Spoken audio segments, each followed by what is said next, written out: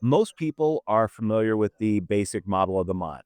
You've got a conscious mind, you've got an unconscious mind, but a lot of people don't know that this model actually has a third part that goes in between these two parts. It's called the critical faculty. Critical as in critique, compare and contrast, because that's what it does. It's a sorting mechanism. It takes information as it comes in and it compares it against what's already in your unconscious mind. It checks it for two kinds of things: meaning, what, if anything, does this mean to me? And value, how important is this to me? And that determines a response. Imagine for a moment you're sitting waiting in my client waiting room at my office, and there are three other people there that you don't know. None of you know each other. And a fourth stranger comes in and they start ranting and raving and calling you all sorts of names and saying that you're stupid to be there. Though you know that hypnosis isn't real and it's bad. I love that. It isn't real and it's bad. I've actually heard people say this.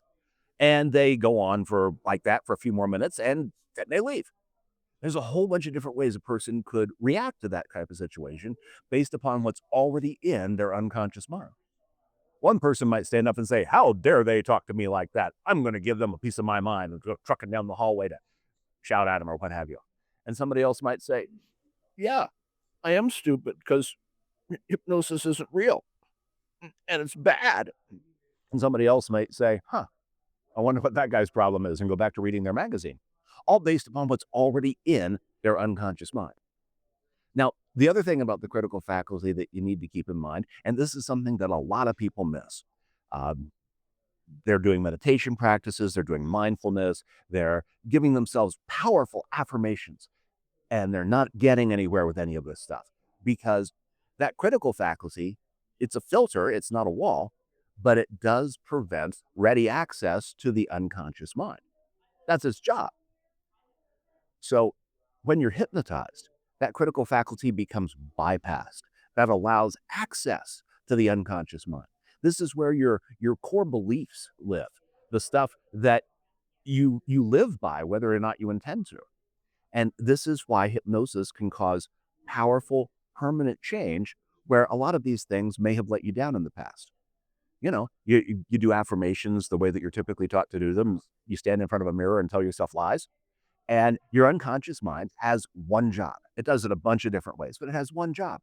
And that one job is to protect you, even if that means protecting you from yourself, even if it means protecting you from something that's actually going to help you.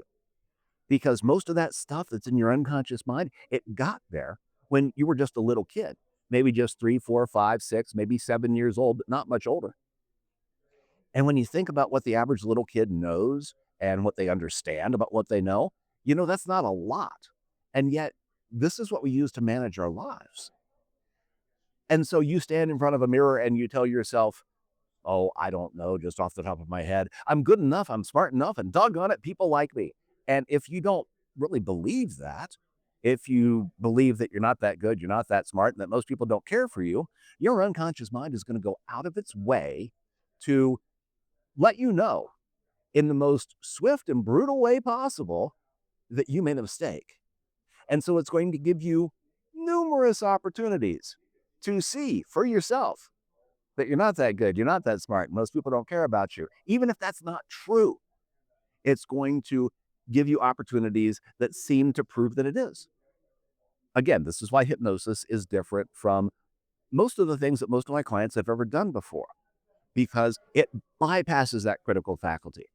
The other thing that does, I like to call it the yes, but mechanism.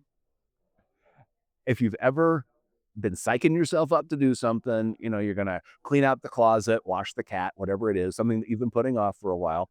And you're standing in front of a mirror, you're telling yourself, or just you're telling yourself inside your head, mirrors are not required. A lot of people use them. Today, I'm really going to do it. And then you had this feeling, or maybe even a voice inside your head that said, "Yes, but here's a couple of very convincing sounding reasons why it would make so much more sense to do that tomorrow." That's your critical faculty in action. It's doing its job. Unfortunately, keeping you from doing some of the stuff that may to your 5 or 6 or 7 year old self have seemed kind of scary and different. Most kids, they crave familiarity. They crave what's familiar. And you're about to embark on something different.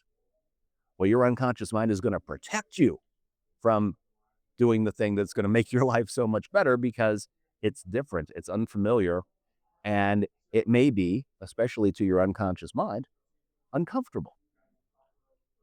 When you're hypnotized, it doesn't matter so much what's keeping you back because we can address that. We can help you change the way you look at the world, sometimes literally, so that you find yourself approaching these new and different and valuable experiences in for how they truly are.